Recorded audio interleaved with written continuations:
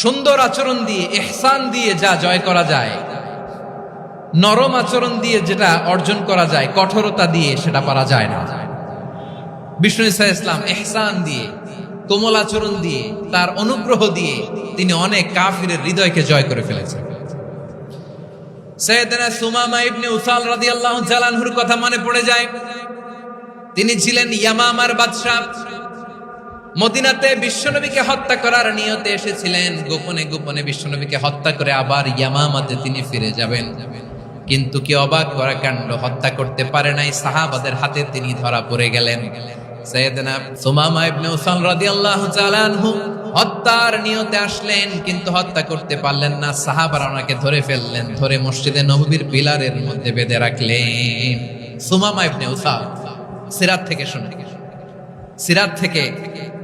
শোনাচ্ছি রাদিয়াল্লাহু তাআলা আনহু ইয়ামামার অধিপতি ছিলেন। বিশ্বনবীকে হত্যার জন্য আসছেন, ধরা পড়ে গেছেন, এখন মসজিদে নববীতে বেঁধে রাখছে, তার মানে বন্দী।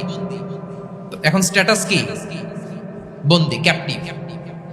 তো বিষ্ণু ঈসা ইসলাম সাহাবাদেরকে বললেন, তার খোঁজ খবর নিও, সুমামা ইবনে উসালের খোঁজ খবর নিও।